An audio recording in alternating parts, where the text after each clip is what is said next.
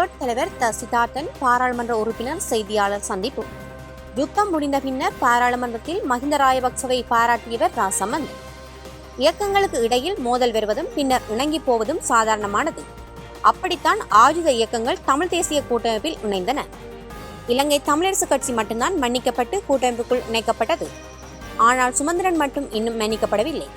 அவரை கொல்ல வந்ததாக கூறி அவரது பெயரால் இன்றும் இளைஞர்கள் சிறையில் உள்ளனர் என்பதை சுட்டிக்காட்டியுள்ளார். தமிழ் தேசிய கூட்டமைப்பின் பங்காளி கட்சியான தமிழீழ மக்கள் விடுதலை கழக தலைவர் சித்தார்த்தன் அவர்கள், எம். ஏ. சுமந்திரன், கஜேந்திரகுமார் பொன்னம்பலம் போன்றவர்கள் அண்மை காலமாக வெளியிட்டு வந்த கருத்துக்கள் தொடர்பான தெளிவுபடுத்தல்களை வழங்கிய போதே இந்த யதார்த்தங்களை சுட்டிக்காட்டியுள்ளார். யாழில் உள்ள அவரது இல்லத்தில் இன்று, அதாவது 2021 9/16 நடத்திய செய்தியாளர் சந்திப்பில் இதனை தெரிவித்துள்ளார். வணக்கம். இன்றைய தமிழ் அரசியலில் இன்று ஒரு மிக சூடான விஷயமாக இந்த ஐக்கிய நாடுகள் சபை மனித உரிமை பேரவைக்கு எழுதப்பட்ட கடிதம் சம்பந்தமாக 3 கடிதங்கள் அனுப்பப்பட்டது சம்பந்தமாக பேசப்பட்டு வருகிறது. முக்கியமாக எங்கள் சம்பந்தமாக பல குற்றச்சாட்டுகள் வைக்கப்பட்டு கொண்டு வருகின்றது. அது சம்பந்தமாக விளக்கம் கொடுக்க வேண்டியது. நிச்சயமாக தமிழ் தேசிய கூட்டமைப்புக்குள் குழப்பம் ஏற்படக்கூடாது என்பதிலே நாங்கள் மிக கவனமாக இருந்தாலும் அதை மீறி எங்களுடைய நிலைப்பாட்டை தெளிவாக கூற வேண்டிய ஒரு கடப்பாடு எங்களுக்கு இருக்கின்றது. ஒன்று, இந்த கடிதம் சம்பந்தமாக 3 காகிதங்கள் அனுப்பப்பட்டிருக்கின்றன. கடிதங்கள் இந்த ஒன்று சம்பந்தனர் அவர் தனியாக கையெழுத்திட்டு ஒன்று அனுப்பியிருக்கின்றார். அடுத்தது நாங்கள் 5 கட்சிகளாக விக்னேஸ்வரன் ஐயா, சுரேஷ் பிரேமச்சந்திரன், நான், செல்வம் அடைக்கல்நாதன், ஸ்ரீகாந்த் அவர்கள் கையெழுத்து போட்டு இந்த கடிதத்தை அனுப்பியிருந்தோம். இதுதான் இன்றைக்கு இந்த பிரச்சனை. இதிலே நாங்கள் கடிதம் அனுப்பி அடுத்த நாளே சம்பந்தனர் மிக தெளிவாக அதிலே ஒரு பிரச்சனையும் இல்லை, எத்தனை காகிதமும் போகலாம், இது தமிழ் தேசிய கூட்டமைப்பை எந்த சந்தர்ப்பத்திலும் குழப்பாது என்றதை அறிக்கையிட்டு கூறினார். அதே போல் நானும் செல்வமும் அறிக்கையிட்டோம், இதற்கும் தமிழ் தேசிய கூட்டமைப்பின் ஒற்றுமைக்கும் ஒரு சம்பந்தமும் இல்லை என்பதை மிக தெளிவாக கூறியிருந்தோம்.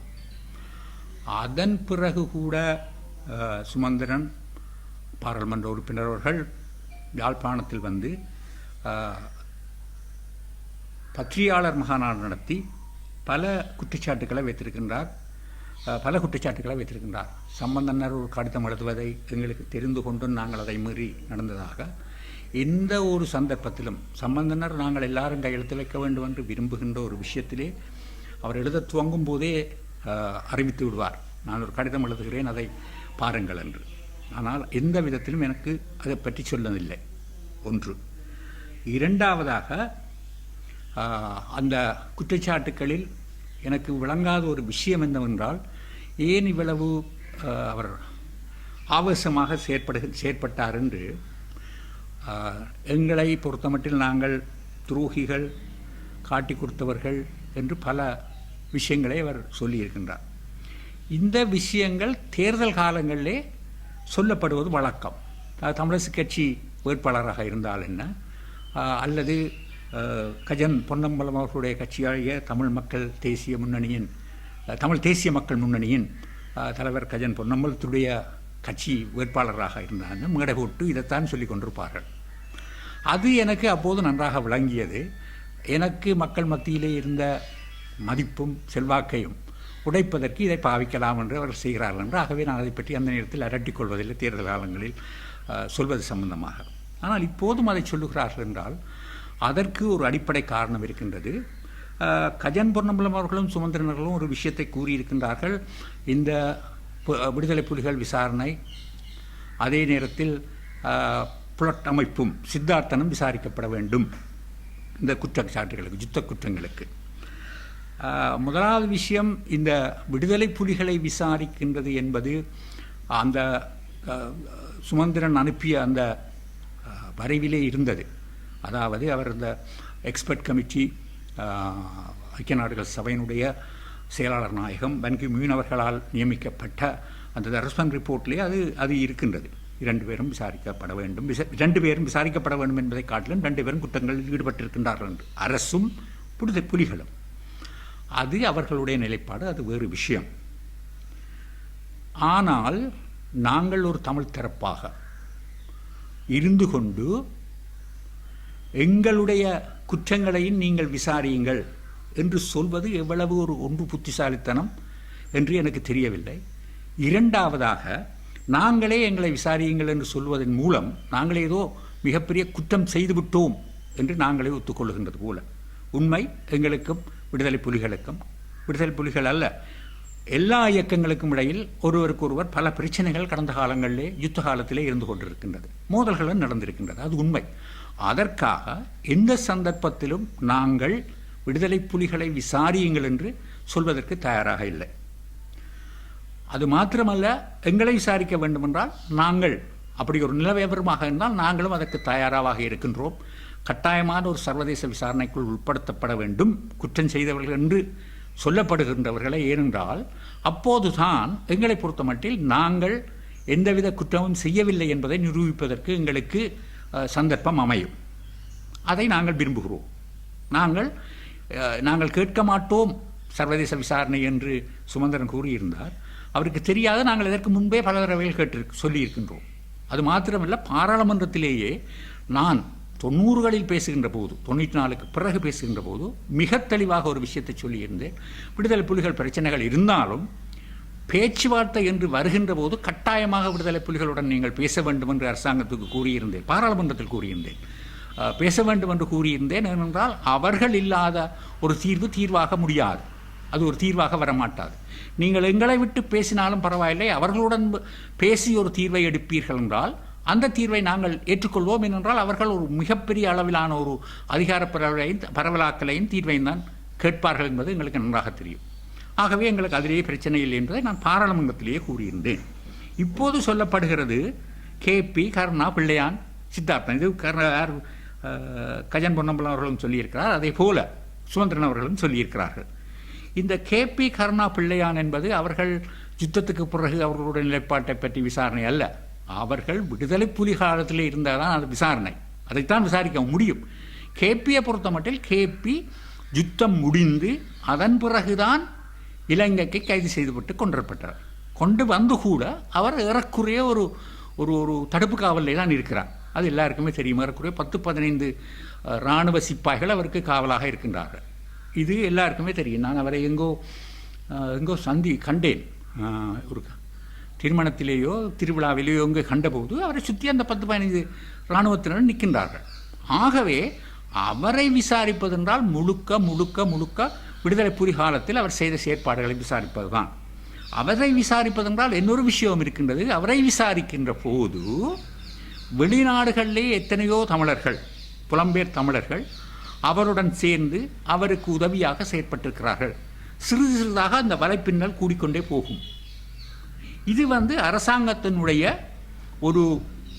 ஒரு அஜெண்டாவை, நிலைப்பாட்டை கிட்டத்தட்ட ஒத்ததாகவே இவர்களுடைய கோரிக்கை இருக்கின்றது. இப்போது இவர்கள் கோரிய பிறகு இன்று வாசுதேவ நாணயக்கார அவர்கள் கூட சொல்லியிருக்கின்றார், ஒரு புலிகள் மேலே ஒரு விசாரணை வைக்க வேண்டும் என்று. இதை கஜன் பொன்னம்பலம் அவர்கள் சித்தார்த்தம் விசாரிக்கப்படும் என்று சொல்வதில் ஒரு நியாயம் இருக்குது. அவரிடம் எங்கள் சம்பந்தமான ஒரு ஆதாரம் இருக்கின்றது. ஏனென்றால் அவருடைய தந்தையார் இருந்த காலத்தில் அவர் யாருக்கு எதிராக என்று எனக்கு தெரியவில்லை, தனக்கு யாராலோ ஆபத்து இருக்கின்றது, ஆகவே நீங்கள் கொஞ்சம் எங்களுடைய தோழர்களை, அங்கத்தவர்களை அனுப்பி தனக்கு வீட்டுக்கு காவல் தரும்படி கேட்டிருந்தார். அதன்படி எங்களுடைய தோழர்கள் அவருக்கு காவலாக இருந்திருக்கின்றார்கள். அப்போது கஜன் மிக சின்ன பையன், அவருக்கு அதை பார்த்திருப்பார். அவர் அப்பா அவருக்கு விளங்கியிருக்கா, உப்பான் அது விளங்குது, அது ஒரு சட்ட விரோதமான செயலை இவர்கள் செய்திருக்கிறார்கள். அதான் இப்போ சொல்கிறார், சித்தார்த்தனையும் விசாரிக்க வேண்டும் என்று நான் நினைக்கின்றேன். ஆகவே இது எல்லாம் எங்கள் மீது ஏதோ ஒரு காரணத்துக்காக, எனக்கு அது விளங்கவில்லை என்ன காரணம் என்று தேர்தல் காலத்தில் சொன்னது எனக்கு விளங்கியது நன்றாக. இன்று விளங்கவில்லை. இது சொல்லப்படுகின்ற ஒரு விஷயமாகவே நான் பார்க்கின்றேன். அது மாத்திரமல்ல, ஒரு பத்திரிகையில் ஹெட்லைனாக வந்தது, இராணுவத்தின் இறுதி யுத்த வெற்றியில் பங்கு கொண்டாடியவர் சித்தார்த்தன். அது எழுதினவருக்கும் தெரியுமோ தெரியல, தெரியாதோ தெரியாது, அல்லது சுமந்திரனுக்கும் தெரியுமோ தெரியாது. யுத்தம் முடிந்த பிறகு சம்பந்தனர் 2 விஷயம் சொல்லியிருக்கிறார். முதலாவது விஷயம், மஹிந்த ராஜபக்சவை பாராளுமன்றத்தில் வைத்து பாராட்டியிருக்கிறார். பயங்கரவாதத்தை, இதே வேர்ட்ஸ் தான் அவர் பாவித்தவர், டெரரிசம் என்ற வேர்ட். பயங்கரவாதத்தை ஆங்கிலத்தில் பேசியவர், டெரரிசத்தை நீங்கள் கட்டுப்படுத்தி மக்களை விடுவித்திருக்கிறீர்கள், அதற்கு நன்றி. அப்போது அங்கு இருந்த அனைத்து சிங்கள பாராளுமன்ற உறுப்பினர்களும் மேசையில் தட்டி ஆர்ப்பரித்தார்கள். இது உண்மையிலே அந்த நேரத்தில் பாராளுமன்றத்தில் இருந்தவர்களும் தெரியும், பத்திரிகைகள் படிப்பவர்களுக்கும் நன்றாக தெரியும். அது நான் சம்பந்தனில் குறை சொல்வதற்கோ பழை சொல்வதற்கோ நான் இப்போது சொல்ல வரவில்லை. நான் சொல்லுகின்ற விஷயம் என்னவென்றால், இவைகளெல்லாம் நிச்சயமாக சுமந்திரனுக்கு தெரிந்திருக்காது. எல்லாம் 2010 அரசியலுக்கு வருவதற்கு முன்பின விஷயங்கள் அவருக்கு தெரிந்திருப்பதற்கு நியாயமில்லை. தெரிந்தும் இருக்காதுன்னு தான் நான் நம்புகிறேன். கஜனுக்கு தெரிஞ்சிருக்கும், அவர் இருந்தவர் அப்போ பார்லிமெண்ட்டில், 2004 பார்லிமெண்ட்டில் இருந்தவர், அவர் கட்டாயம் தெரிஞ்சிருக்கும்.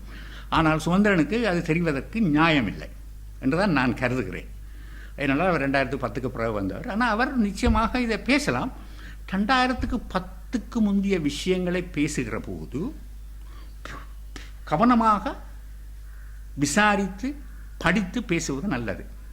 இந்த எங்களை பற்றி சாட்டப்படுகின்ற குற்றச்சாட்டுகள், இவைகளுக்கு நாங்கள் பதில் கூற வெளிக்கிடுவோமாக இருந்தால், எங்களுக்கு தெரியும் எங்களை தூண்டிவிடப்படுகின்ற ஒரு விஷயமாக சரியாக பதில் கூற வெளிக்கிடுவோம் என்றால், அந்த பதில்கள் எங்களுக்கு எதிராக மாத்திரமல்ல, விடுதலை புலிகளுக்கும் எதிராக யுத்த குற்றத்திற்கு பாவிக்கக்கூடிய பதில்களாகத்தான் கூடுதலாக இருக்கும். ஆகவே தான் எங்களை தூண்டிவிடுகின்ற ஒரு செயற்பாடோ என்று எனக்கு ஒரு அடிமனத்திலே ஒரு சிறு சந்தேகம் இருந்து கொண்டிருக்கின்றது. அதற்காகத்தான் அது செய்யப்படுகிறதா என்ற ஒரு சந்தேகம் எனக்கு அடிமனத்திலே இருக்கின்றது. அது மாத்திரமல்ல, சம்பந்தன் ஒரு பாராளுமன்றத்தில் சொன்ன ஒரு விஷயம், விடுதலை புலிகள் என்னை, அதாவது தன்னை ஹிட் லிஸ்ட்லி, இந்த கொலை பட்டியலில் வைத்திருந்தார்கள் என்று. ஆகவே அந்த சுமந்திரன் சொல்லியிருக்கிறார், அந்த மன்னிப்பு சம்பந்தமாக ஏதோ எங்களை மன்னிச்சு தான் டிஎன்ஏயில் எடுத்ததாக. அவர் டிஎன்ஏ துவங்கிக்க அவர் அங்கே இல்லை. ஆகவே அவர் மன்னிக்க வேண்டிய தேவை ஒன்று கிடையாது. ஆனால் சம்பந்தனை மிக தெளிவாக சொல்லியிருக்கிறார், என்ன கொலைப்பட்டியல். அப்படி கொலைப்பட்டியலில் இருக்கிறவர், தண்டிக்கப்பட்டவர் தான் மன்னிக்கப்படுகிறது. மற்றபடி சும்மா எங்களை இயக்கங்களை பொறுத்த மட்டும் நாங்கள் மோதல் நடந்தது, மோதலில் நாங்கள் சமாதானமாக போவது, அதான் அந்த உண்மையான இயற்கையான விஷயம். அங்கே ஒருத்தர் மன்னிக்கிறது என்று இல்லை. அப்படின்னா நாங்கள் புலிகளை மன்னிக்கிறோம், புலிகள் எங்களை மன்னிக்கிறது, அப்படி அல்ல. 2 பேரும் சமாதானமாக போகிறது. இதுதான் உண்மையான விஷயம், இதுதான் உண்மையாக நடந்த விஷயம். இது சில வேளையில் சுமந்திரனுக்கு தெரியாமல் இருக்கலாம், என்னடா சம்பந்தனை பேசினது தெரியாமல் இருக்கலாம். ஆகவே தமிழரசு கட்சி தான் மன்னிக்கப்பட்டது, புலிகளால் மன்னிக்கப்பட்டு டிஎன்ஏக்களை சேர்க்கப்பட்டது உண்டு. அடுத்ததாக ஆனால் சுமந்திரன் 2 பேரை மன்னிக்கப்படையில்லை. ஏனென்றால் 2017 அவருக்கு கிளைமோரமாய் அல்லது கொண்டு வைத்து தாக்கப்பட இருப்பதாக கூறப்பட்டு 5 இளைஞர்கள் கைது செய்யப்பட்டு அவர்கள் இவரது பேராலே, சுமந்திரனது பேராலே இன்றைக்கும் ஜெயிலில் இருக்கணும். இது அவருக்கும் தெரியும். 5 பேர் ஜெயிலில் இருக்கணும். அல்லது சுமந்திரன் பாசையில் சொல்கிறோன்னா சுமந்திரன் காட்டி கொடுத்து 2 பேர் இன்றைக்கும் ஜெயிலில் இருக்கணும். இதுதான் உண்மை. ஆகவே இந்த எங்கள் சம்பந்தமாக கூறப்படுகின்ற குற்றச்சாட்டுக்கள், அந்த நேரத்தில் அரசியலில் அக்கறையாக இருந்தவர்கள், அரசியலில் இருந்தவர்களுக்கு மிக தெளிவாக தெரியும், எங்களுக்கும் விடுதலை புலிகளுக்கும் அல்லது விடுதலை புலிகளுக்கும் மற்ற இயக்கங்களுக்கும் இடையில் இருந்த பிரச்சனைகள், இவைகள் சம்பந்தமாக ஏற்பட்ட மோதல்கள், இவைகளால் ஏற்பட்ட விளைவுகள், இது எல்லாம் நன்றாக தெரியும். இது தெரியாமல் மக்கள் இல்லை, அவர்களுக்கு நன்றாக தெரியும். இவர்கள் எத்தனை தரம் இதை சொன்னாலும் மக்களுக்கு நன்றாக தெரியும். இதிலே ஆயுத இயக்கங்களில் குறை கூறுவதில் அர்த்தமில்லை என்பது நன்றாக தெரியும். ஏனென்றால் ஆயுத இயக்கங்கள் மத்தியிலே, இங்கே மாத்திரமில்லை, நான் சர்வதேச ரீதியாகவும் பார்த்திருக்கின்றேன், ஆயுத இயக்கங்கள் மத்தியிலே மோதல்கள் நடக்கும், அது அவர்கள் பின்பு சமாதானமாக வருவார்கள். நான் பலஸ்தீனில் நேரடியாக பல சந்தர்ப்பங்களில் பார்த்திருக்கிறேன். அது மாத்திரமில்லை, இன்னொரு விஷயம், இந்த யுத்த நாங்களும் குற்றம் செய்து நாங்கள் என்று சொன்னாதான் சர்வதேசம் ஒரு ஜெனுவினான ஆக்கள் என்று நிற்கிறது என்று சொல்கிற விஷயம் எனக்கு விளங்கலைன்னா, உலகத்தில் வேறு எந்த ஒரு போராடிய இனமும் நான் குற்றம் செய்துட்டேன், ஆகவே அவையும் செய்தவ குற்றம், நானும் செய்தேன், நீ ஒரு மாதிரி பார்த்து 2 பேரையும் விசாரி என்று சொல்லுற ஒரு விஷயம் நடந்ததாக நான் இன்று வரை கேள்விப்படையில. ஏன்னா நான் பல வெளிநாட்டு புரட்சிகள் அல்லது போராட்டங்களில் நான் நேரடி விட்னஸ் பார்த்துருக்கிறேன், நேரடியாக பார்த்துருக்கிறேன், நேரடியாக அவர்களுடன் பழகி இருக்கின்றேன். ரெண்டு இடத்துல அது பழகி, குறைந்த 2 இடத்துல பழகி இருக்கிறேன். அந்த அந்த அந்த அந்த அங்கே இருக்கக்கூடிய தோழர்களுடன், அதற்கு மேலாக இருக்கக்கூடிய தலைமைகளுடன் நான் பழகியிருக்கிறேன். ஆகவே எனக்கு நன்றாக தெரியும் அவர்களுடைய மனநிலை. எந்த சந்தர்ப்பத்திலும் நான் பிளவிட்டுட்டேன். ஆனால் இதில் சுதந்திரன் சொல்கிற சரி, அவர் யாரையோ தானே சொல்கிறார். விடுதலை புலிகள் பிளவிட்டுட்டார்கள், அவர்களை விசாரின்னு தான் சொல்கிறார். என்ன விசாரின்னு அவர் சொல்ல தேவையில்லை, ஏன்னா அவருக்கு அதுக்கு சம்பந்தம் இல்லை. இதுதான் இன்று நான் சொல்ல விரும்பிய விஷயம். இதற்கு மேலே பல விஷயங்கள் இருக்கா. நான் அளவுக்கு மிஞ்சி சொல்லிக்கொண்டு போனால் தொடர்ந்து நாங்கள் தமிழ் தேசிய கூட்டமைப்பில் தொடர்ந்து இருக்கிறது என்பது இருக்கின்றபடியால் அதாக அளவுக்கு மிஞ்சி சொல்லக்கூடாது. நான் இதை தனிப்பட்ட முறையில் சுமந்திரன் தான் சொல்லியிருக்கிறேன். அப்படி நான் அளவுக்கு மிஞ்சி சொல்லிக்கொண்டு போனால் சில வேளைகளில் ஒன்றில் அவரில் நாங்கள் டிஎன்ஏல இருக்கிற கேள்வி கொண்டு வந்து விட்டுரும். ஆகவே நான் இத்துடன் இது சம்பந்தமாக நிறுத்திக் கொள்கிறேன். வேறு எது சம்பந்தமாகவும் நீங்கள் கேட்க விரும்பினால் கேட்கலாம்.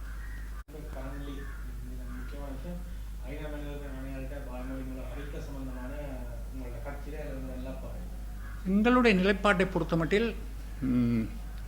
தமிழ் தேசிய கூட்டமைப்பின் தலைவர் சம்பந்தன் அவர்கள் முழுமையாக வரவேற்றிருக்கின்றார். எங்களை பொறுத்தமட்டில் நான் நிற்கின்றேன். அவருக்கு மாறாக கூறுவது என்பதல்ல, அதை முழுமையாக வரவேற்பது என்று சொல்ல முடியாது, சொல்லவும் கூடாது. அதில் சில நல்ல விஷயங்களும் சொல்லப்பட்டிருக்கின்றது. முக்கியமாக இந்த இராணுவமயமாக்கல், மற்றது இந்த காணாமல் போனவர்கள் சம்பந்தமாக, இப்படியான அதுவும் சொல்லியிருக்கேன். காணாமல் போன சம்பந்தமாக இல்லை என்ன அது இப்பாட்டு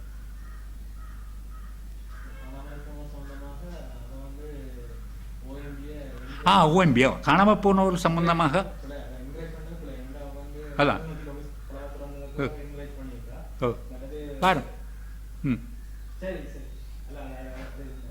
காணாமல் போனோர் சம்பந்தமாக அவர் கூறிய விடயத்தை நாங்கள் பார்ப்போமாக இருந்தால் அதில் இந்த கிளிநொச்சியில் ஆஃபீஸ் திறந்துருக்கு. அது ஆனால் தெரியும், இந்த ஆஃபீஸ் ஓஎம்பி இருந்து அது இப்போ வருஷக்கணக்காக கிடக்கு. எந்த விதத்திலும் ஒரு பிரயோசனமும் இல்லை. அதனுடைய தலைவரே என்னிடம் பலமுறை சொல்லியிருக்கின்றார். அதை விட வெளியிலே பத்திரிகைகளுக்கே கூறியிருக்கிறார், தான் ஏன் அதில் இருக்கிறன்றது எனக்கு தெரியலேன்ட்டு, ஒரு சத்துக்கு பிரயோசனம் இல்லை என்று. அதை அவர் ஏதோ அது நடப்பதாக கருதி சொல்லியிருக்கின்றது. அது ஒரு நல்ல விஷயம் அல்ல. ஆனால் இந்த இராணுவமயமாக்கலை பற்றி சொல்லியிருக்கின்றார், அது ஒரு விஷயம். ஆனால் இது ஒரு பல விடயங்களை பார்க்கின்ற போது சரி, இது ஒரு வாய்மூல அறிக்கை.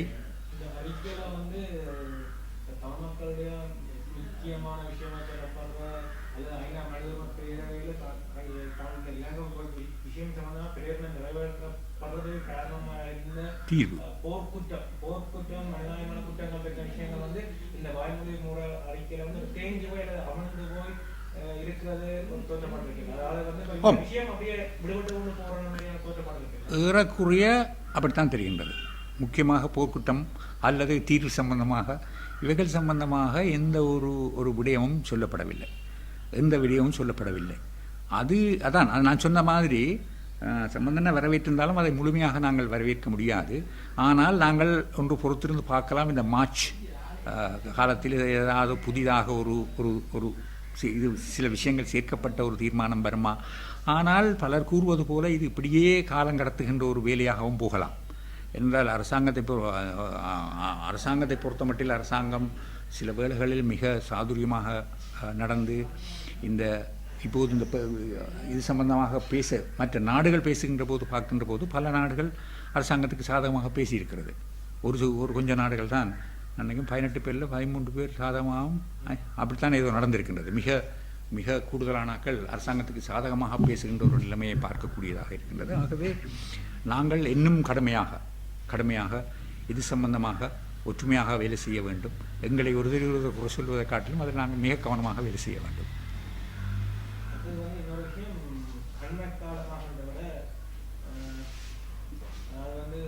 போர் முடிவுக்கு வந்ததுக்கு மேலான காலப்பகுதிகளிலிருந்து தமிழ் தேசிய கூட்டமைப்பில் தொடர்ச்சியாக கூட்டமைப்பிலிருந்து கட்சிகள் வெளியேறுவது தான் தொடர்ச்சியாக நடந்தது.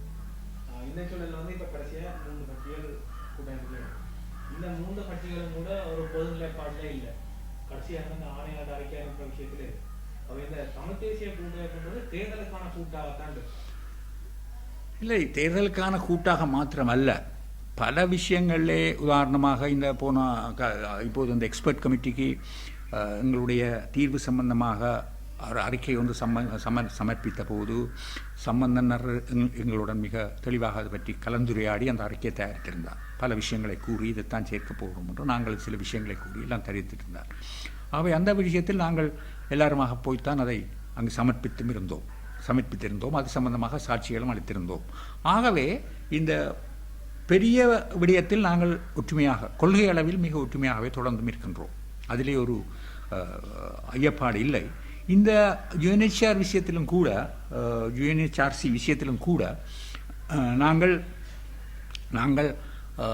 நாங்கள் மாத்திரமல்ல, கூட்டமைப்பு மாத்திரமல்ல, மற்றும் இன்னும் 3 கட்சிகளும், விக்னேஸ்வரன் ஐயா, சுரேஷ் பிரேமச்சந்திரன், ஸ்ரீகாந்தா அவர்கள் போன்றவர்களும் கூட ஒரு இலத்திரனூடாக சூமூடாக 5 கூட்டங்கள் நடத்தியிருந்தோம். இது சம்பந்தமாக கூட்டம் நடத்தி நாங்கள் ஒன்றாக கடிதம் அனுப்புவோம் என்ற ஒரு நிலைப்பாட்டு எடுத்து சுமந்திரனிடம் கேட்டிருந்தோம். இதற்கான ஒரு வரவை செய்யும்படி கேட்கும்போது அவர் அதை காலதாமமாக்கி கொண்டே வருகின்ற போது எங்களுக்கு இயற்கையாகவே வருகின்ற ஒரு சந்தேகம், ஏனென்றால் கடந்த காலங்களில் அப்படி நடந்திருக்கின்றது. காலதாமதம் ஆக்கிவிட்டு அவர்கள் தாங்கள் கொஞ்சம் பேர் கையெழுத்து போட்டு அனுப்புகின்ற ஒரு நிலைப்பாட்டை நாங்கள் போன முறை பிப்ரவரியிலும் பார்த்துருக்கின்றோம். பிப்ரவரி எல்லாருமாக இருந்து கலந்துரையாடிவிட்டு தனியாக சம்பந்தனரும் விக்னேஸ்வரன் ஐயாவும் கஜன் பொன்னம்பலமும் இன்னும் கொஞ்சம் ஊர் பேர் தெரியாத என்ஜிஓக்களும் கையெழுத்து போட்டு அனுப்பிய இதையும் பார்த்து அதன் பிறகுதான் நாங்கள் கடிதம் அனுப்ப வேண்டிய ஒரு நிலைப்பாடு வந்தது. அப்படியான ஒரு நிலைப்பாடு வந்துடுமோ என்ற ஒரு ஐமிச்சம் கடைசி வரையும் இருந்தது. சேனாதியனருடன் கதைத்திருக்கின்றார், இது சம்பந்தமாக கதைத்திருக்கின்றார். கதைக்கின்ற போது கூட நான் சொன்னேன், சரி நான் பொறுத்திருக்கேன் கொஞ்ச நாளைக்கு, ஆனால் கெதியாக அது செய்ய வேண்டும் என்று. ஆனால் அது சம்பந்தமாக அந்த கடிதம் வருவதற்கும் பிந்திவிட்டது. அது மாத்திரமல்ல, அந்த விடுதலை புலிகளும் விசாரிக்கப்பட வேண்டும் என்ற அந்த பராவை அதுக்குள்ள சேர்த்தது எங்களுடைய கட்சிகளில் இருக்கின்றவர்கள் மாத்திரமல்ல, தமிழரசு கட்சியில் இருக்கின்ற பல பாராளுமன்ற உறுப்பினர்கள் செய்ய முடியாதுன்னு சொல்லிவிட்டார்கள். ஒரே ஒரு சுமந்திரனுடன் சேர்ந்து ஒரே ஒரு பாராளுமன்ற உறுப்பினர் தவிர மற்ற 3 பாராளுமன்ற உறுப்பினர்களும் அதில் கையெழுத்திட முடியாது என்பதை மிக தெளிவாக சொல்லியிருந்தார்கள். நாங்கள் அதை அறிந்திருந்தோம். ஆகவே இது ஒரு இடமும் போகாது என்று எங்களுக்கு நன்றாக தெரிந்துவிட்டது. இந்த கடிதம் எல்லாரும் கையெழுத்து போட்டு அனுப்பக்கூடிய விதத்திலே இருக்காது என்று தெரிந்தவுடன் தான் அந்த காகிதம் அனுப்பப்பட்டது, கையெழுத்து போட்டு வைக்கப்பட்டது. அவர்களுடைய கருத்துக்கள் எல்லாம் எடுத்த பிறகு ஓஹோ இது ஒரு இடமும் போக போகிறதில்லை, ஆகவே நாங்களாவது அனுப்பிவிடுவோம் என்று பின்புதான் அவர்களுக்கு தெரிந்த தமிழரசு கட்சியை 5 பேரும் வைத்து அனுப்ப முடியவில்லை, தனியே சம்பந்தனை வைத்து அனுப்பினார். ஏனென்றால் மற்றவர்கள் வைக்க மாட்டார்கள் என்று தெரிந்தது, மற்றவர்கள் வைக்க மாட்டார்கள் என்று தெரிந்தது. ஆகவே தான் அது அனுப்பப்பட்டது. இது எல்லாருக்குமே தெரிஞ்ச விஷயங்கள், இதில் ஒரு புதுனம் இல்லை. அந்த அந்த விடுதலை புலிகளை குற்றஞ்சாட்டுவது, அதை நான் வெள்ளனவே கூறியது போல் அது இது ஒரு ஆர்குமெண்ட் வைக்கணும். நீங்கள் அவையோட அடிபட்ட நீங்கள் தானே, அவை காட்டி கொடுத்த நீங்கள் தானே, இப்போ இந்த அது வேறு விஷயம். அது எங்களுக்குள்ளே இருக்கின்ற முரண்பாடுகள் பிரச்சனை. ஆனால் சர்வதேச ரீதியாகவோ அல்லது ஒரு கொள்கை ரீதியாகவோ வருகின்ற போது எந்த சந்தர்ப்பத்திலும் நாங்கள் ஒருவரை ஒருவர் காட்டி கொடுக்கவும் மாட்டோம். கொள்கை ரீதியாக இதிலே நாங்கள் மிக தெளிவாக இருக்கின்றோம். விடுதலை புலிகளை விசாரியுங்கள் என்று சொல்லுகின்ற விஷயம், அப்படி அவர்களை விசாரியுங்கள் என்று சொன்னாலே அதனுடைய அர்த்தம் என்னவென்றால் அவர்கள் போராடியது பிழை, அது அவர்கள் போராடவில்லை, அல்லது இயக்கங்கள் தனியே ஒட்டுமொத்த மக்களுமே ஆயுத போராட்டத்தை ஆதரித்தன்றார். ஒரு சிலரை தவிர தமிழர்களை தவிர ஒட்டுமொத்த தமிழர்களும் அந்த போராட்டத்தை ஆதரித்திருந்தார்கள். அது மக்களுடைய போராட்டம். அதிலே சிறு சிறு தவறுகள் பிழைகள் நடந்திருக்கலாம், அது வேறு விஷயம். அது நிச்சயமாக நடந்திருக்கின்றது, அது உலகத்திலே எல்லா இடத்திலும் நடந்திருக்கிறது. நிச்சயமாக பிழைகள் இருக்கும், அதில் ஒரு கருத்து வேறுபாடு கிடையாது. அது ஒரு கொள்கை ரீதியான போராட்டங்களும் கிடையாது. அது சில உலகளில் யார் பெருசு என்ற போராட்டமாக இருந்திருக்கலாம், அது வேறு விஷயம். ஆனால் கொள்கை ரீதியாக அதுவும் சர்வதேசத்தில் காட்டிக் கொடுப்பது என்பது போராட்டம் பிழை என்று நாங்கள் கூறுவது போல் ஆகிவிடும். இதை நாங்கள் மிக தெளிவாக உணர்ந்து கொள்ள வேண்டும். தமிழ் மக்கள் ஒவ்வொருத்தரும் உணர்ந்து கொள்ள வேண்டும். இப்போ இந்த கடிதம் அனுப்புற விஷயத்தில் வந்து டெலோ இரண்டு கட்சிகளும் இணைந்து வெளில தமிழ் தேசிய கட்சி விக்னேஸ்வரன் தமிழ் மக்கள் தேசிய கூட்டணி இபிஆர்ல இணைந்து கடிதம் அனுப்பினது. இது வந்து எதிர்காலத்தில் வந்து ஒரு தேர்தல் கூட்டாக மாறுறதுக்கான வாய்ப்பு இருக்கு. அது இப்போ சொல்லலாம். ஏனென்றால் எங்களை பொறுத்த மட்டில் இப்போ சொல்லலாம் கூட அதுக்கான வாய்ப்பு இருக்குன்றது இல்லை, அரசியலில் எதையும் சொல்லலாம் தானே. ஏனென்றால் இன்றைய பொறுத்த மட்டில் எந்த சந்தர்ப்பத்தில் நாங்கள் தமிழ் தேசிய கூட்டமைப்பை விட்டு போவதாக கூறவும் இல்லை, கூறப்போவதும் இல்லை. ஏனென்றால் இந்த கூட்டமைப்பை உடைப்பதன் மூலம் தமிழ் மக்களை உடைக்கின்ற ஒரு நிலைப்பாட்டை நாங்கள் எடுக்க மாட்டோம். தமிழ் மக்களை உடைக்கின்ற ஒரு நிலைப்பாட்டை நாங்கள் நிச்சயமாக எடுக்க மாட்டோம். இப்படியான பிரச்சனைகள் கணக்க வந்து போய் கொண்டிருக்கும். இவைகளுக்கெல்லாம் நாங்கள் முகம் கொடுப்போம். அல்லது சம்பந்தனர் தலை வைத்து இந்த இப்படியான பிரச்சனைகள் இனிமேல் வராமல் பார்த்து கொள்ள வேண்டியது அவருடைய கடமை. அவர் அதை சரியாக செய்தார் என்றால் இப்படியான பிரச்சனைகள் வராது. அது சரியாக செய்தார் என்றால், ஆனால் அவர் சரியாகத்தான் செய்தவர், நான் அதை மறக்கவில்லை. அவர் உடனடியாகவே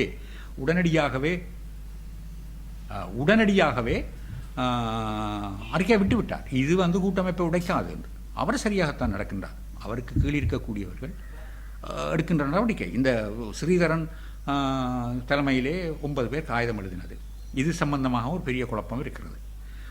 ஸ்ரீதரன் காகிதம் எழுதின என்று கதை வந்தவுடன் சுமந்திரன் ஒரு ஃபோன் கால் எடுத்தார். ஃபோன் கால் எடுத்த உடனேயே அதில் இருந்த பலர் சொல்லிப்பட்டார், ஐயோ நான் கையெழுத்து போடலேண்டு பேர்ந்து அது ஒரு வெப்தளத்திலே வந்தது. வந்தவுடன் ப்ரெஸ் கான்ஃபரன்ஸ் வச்சு இன்னொரு பகுதின்னு சொன்னார்கள், நாங்கள் கையெழுத்து போட்ட உண்மையை அனுப்பலையேண்டு. இது என்ன பிரச்சனை என்றால், ஒரு ஜனநாயக கட்சி ஒருவர் ஃபோன் பண்ணவுடன் எல்லாரும் போல பயப்படினோம் என்றால், அந்த ஒருவர் அவரை குற்றச்சாட்டுவது போல ஒரு ஆயுத குழுவில் இருந்து தலைவருக்கு வேண்டப்பட்டவராக இருந்து கையில் ஒரு பிஸ்டலும் வச்சிருந்தா என்ன நடக்கும்? இது ஏனென்றால் நான் பகுதியாக சொல்லவில்லை. இப்படியான ஒரு விஷயத்தில் கூடிய கதைத்ததை செய்ய வேண்டிய விஷயங்கள் இருக்கிறது. அதை செய்திருக்க வேணும். அல்லது அவர் அறிந்தார் என்றால் சம்பந்தனை சொல்லி சம்பந்தனை கேட்க வேணும். சம்பந்தன் என்ன கேட்கணும்? தம்பி அதை ஏன்டாப்பா வச்ச நீ வச்சிருக்க கூடாது, அல்லது வையாத. இது சம்பந்தனை செய்கிற வேலை. அதை அவர் செய்ய வேண்டும். செய்தார் என்றால் இவ்வளவு குழப்பங்கள் பிரச்சனைகள் வராது.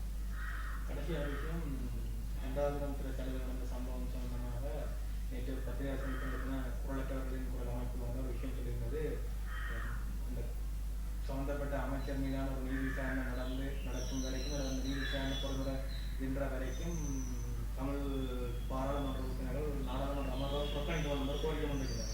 அது சம்பந்தமாக உங்களோட தனிப்பட்ட நிலைப்பாடு? என்னுடைய தனிப்பட்ட நிலைப்பாடு, நான் அது சம்பந்தமாக கண்டித்து நேற்று அறிக்கையும் கொடுத்து மாத்திரமல்ல, அவரை இப்போது அந்த சிறைச்சாலை அமைச்சிலிருந்து நிப்பாட்டப்பட்டிருக்கின்றார். அது சம்பந்தமாக நடவடிக்கைகள் எடுக்கப்பட்டிருக்கின்றது. நீதி விசாரணை நடக்குமோ அது அவர்களே சொல்லுகிறார்கள். யாராவது போய் கம்ப்ளைண்ட் பண்ணணும். அந்த சிறை கைதிகள் நான் நினைக்கின்ற அவர் தாக்கப்பட்டவர்களாக கம்ப்ளைண்ட் பண்ண முடியும்.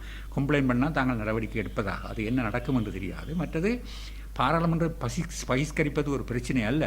ஆனால் என்ன பிரச்சனை என்றால், இப்படியான விஷயங்களை தொடர்ந்து உங்களுக்கு தெரியும், சில வேளை ஒரு குற்றச்சாட்டு இருக்கலாம், நான் பாராளுமன்றத்தில் கணக்காக பேசுகிறேன் என்று. ஏனென்றால் அதுக்கு ஒரு காரணமும் இருக்கின்றது. உங்களுக்கே தெரியும், உள்ளுக்குள்ளே இருக்கிற முரண்பாடுகள், நேரம் ஒதுக்காத நிலைமைகள் எல்லாருக்குமே தெரியும். நேரம் ஒதுக்க தராத நிலைமைகள் அது வேறு. யாரோ பாராளுமன்றத்தில் இவர்கள் பற்றி பேசிக்கொண்டிருக்கிறார்கள் தொடர்ந்து. ஆகவே அதை ஒரு பாராளுமன்றத்துக்கு உள்ளும் வெளியிலுமே அதை ஒரு மிகப்பெரிய அளவிலே எடுத்து செல்வதற்கு அது ஒரு, நாங்கள் பாராளுமன்றத்துக்கு செல்லாமல் வெளியிலே நின்றால் அந்த குரல் அடங்கிவிடும். அது அவர்களுக்கு சில வழங்காக இருக்கலாம், அது உண்மையாக அந்த குரல் அடங்கிவிடும். மற்ற பாராளுமன்றத்தில் பேசுவது ஒரு எஃபெக்டிவாக, அங்கே பாராளுமன்ற மினிஸ்டர்ஸுக்காக அல்ல, உலகுக்கு பத்திரிகைகளுக்கு மிக ஒரு சிறந்த ஊடகமாக பார்க்கலாம் பாராளுமன்றம். ஆகவே அது பாராளுமன்றத்தில் பேசுவது ரெக்கார்டில் வைக்கிறதுக்காக இப்படி பேசப்பட்டது. அதுக்கு ஒரு கட்டாயமான தேவை. மற்றும்படி நாங்கள் பாராளுமன்றத்தில் பேசினோன்னே அமைச்சர் நடவடிக்கை எடுத்து விடுவாருன்னு நான் ஒரு நாளுமே நம்பினவன் இல்லை. அது வேறு. அதுக்கு பின்பான நடவடிக்கைகள் எடுத்துக்கொண்டிருக்க வேண்டும், தொடர்ந்தும் அழுத்தங்கள் கொடுத்து கொண்டிருக்க வேண்டும், அதை செய்ய வேண்டும்.